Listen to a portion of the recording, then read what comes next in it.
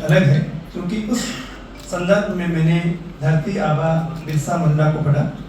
मैं आज पढ़ रहा था विनोद कुमार की एक पुस्तक है आदिवासी संघर्ष गाथा, जिसमें उन्होंने लिखा है, इतिहास समय आने पर अपने अनुकूल व्यक्ति पैदा कर लेता है, और इसका ज्वलंत उदाहरण धरती आबा बिरसा मुंडा का व्यक्तित्व है।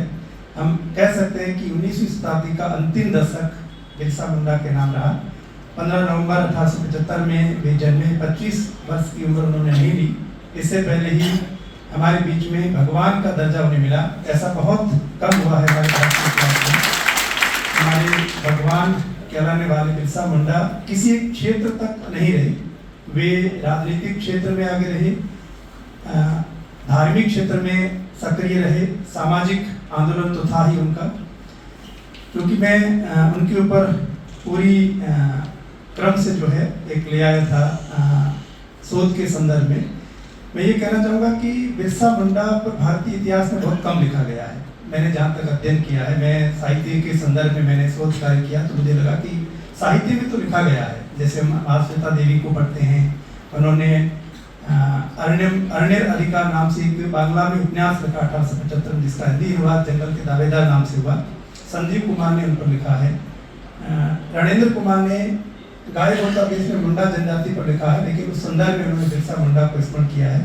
आदिवासी विमर्श को, आदिवासी विद्रोह को हम देखते हैं तो वह जल, जंगल और जमीन से जुड़ा हुआ है। इसकी लंबी परंपरा रही है। कई आंदोलन में, जैसा कि हमारे अध्यक्ष साहब ने बताया, लेकिन उस कड़ी में 2-3 महत्वपूर्ण नाम है। उनमें एक सबसे पहले मैं लेना चाहूँगा तिलका मांझी का, जो 1750 में हुए बिहार में ही, और उन्होंने अंग्रेजों की दमनकारी नीतियों का सामना करते हुए वे शहीद हो गए। मात्र 35 वर्ष की उम्र में 1785 में वे शहीद हो गए। इस कड़ी में 1792 में बुद्धू भगत नाम के आदिवासी हुए, जिन्होंने नारा दिया था अगवा देशम अगवा राज्य, और उसी नारे को आगे बिरसा मुंडा ने आगे बढ़ाया। और बुद्धू भगत भी कम उम्र में, 40 वर्ष की उम्र में 1832 में शहीद हुए, अंग्रेजों से लोहा लेते हुए।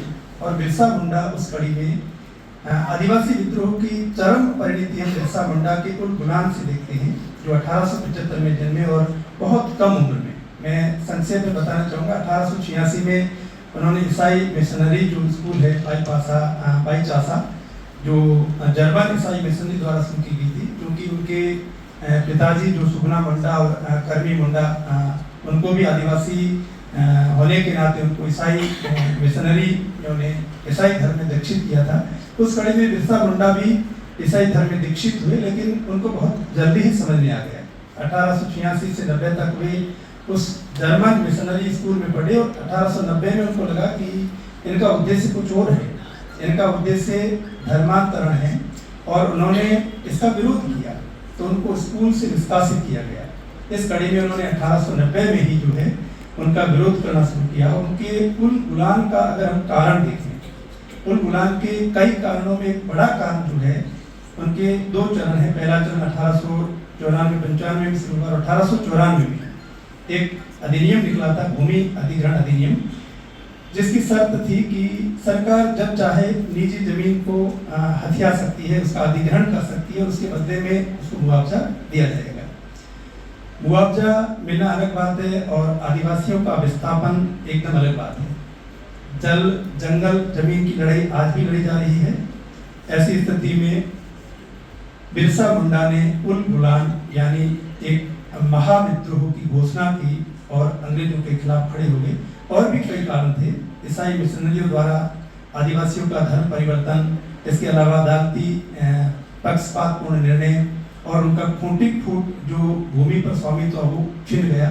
इन सभी कारणों से बिरसा मुंडा ने उल गुलाम की घोषणा की, और चूंकि सामने हथियार थे और इनके पास तीर कमान थे, वे सफल नहीं हो पाए और उन्हें पकड़ा गया। ऐसे में उन्हें 1895 में विद्रोह के दौरान उन्हें कैद कर दिया गया, हजारीबाग जेल में रखा गया।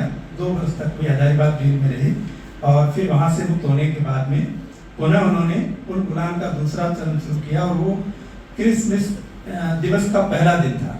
उस दिन उन्होंने घोषणा की, और वही तीर कमान से उन्होंने उनका सामना किया। अंततः गतवा सिंहभूम में सिंधार क्षेत्र में जंगल में जो है वे धोखे से पकड़े गए और उन्हें रांची जेल ले जाया गया और रांची जेल में उनके साथ इतिहास कुछ और बताता है, लेकिन उनके साथ जो है कहा जाता है कि हैजे से उनकी मृत्यु हुई, अंग्रेजों ने बताया, लेकिन इतिहास में कहा गया है कि धीमे जहर से उनको जो है मार दिया गया। उनका देहावसान हो गया और उसके बाद में रांची के पास ही हुरमू नदी पर उनका जो है स्मारक बना हुआ है। भारतीय इतिहास में बहुत कम लिखा गया है, लेकिन वर्तमान संदर्भ में देखें तो 1998 में भारत सरकार ने संसद भवन में उनकी आदमकद प्रतिमा को स्थापित किया। ये हमारे लिए गौरव की बात है। उनकी शहादत को उन्होंने याद किया, स्मरण किया। इससे पहले 1889 में बिरसा मुंडा पर डाक टिकट जारी हुआ और संसद भवन में पोर्ट्रेट भी उनका अनावरण किया गया। महाराणा प्रताप का नाम नहीं होता। इसी बातें पूर्व में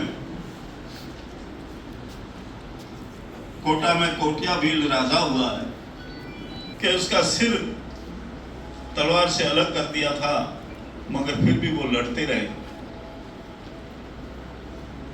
वो लड़ते रहे, जब कमर में तलवार मार करके उनका धड़ भी अलग कर दिया, फिर जाकर जो निहत्थे भीलों पर बंदूक की गोलियां चला करके कम से कम 1500 उन भीलों को मार दिया था।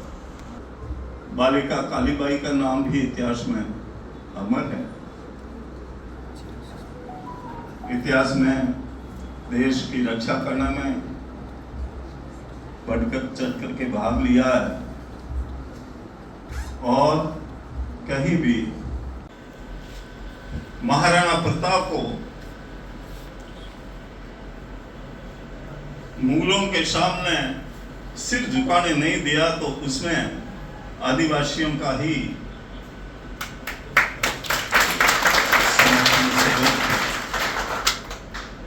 हल्दी घाटी का युद्ध में आदिवासी भील बहुत ज्यादा लड़े थे और कहते हैं कि उस लड़ाई में हल्दीबाई भीलनी भी लड़ी थी और उसी के नाम से उस घाटी का नाम हल्दी घाटी पड़ा है। महाराणा प्रताप लगभग 23-24 साल तक भीलों के साथ रहे और भील इन्हें कीका कहते थे। ये आप लोगों ने इतिहास में पढ़ा है। कीका का मतलब वो उनके पुत्र के समान, पेरेंट्स के समान थे और वो पूरी उनकी रक्षा करते थे और भीलों ने उनकी रक्षा।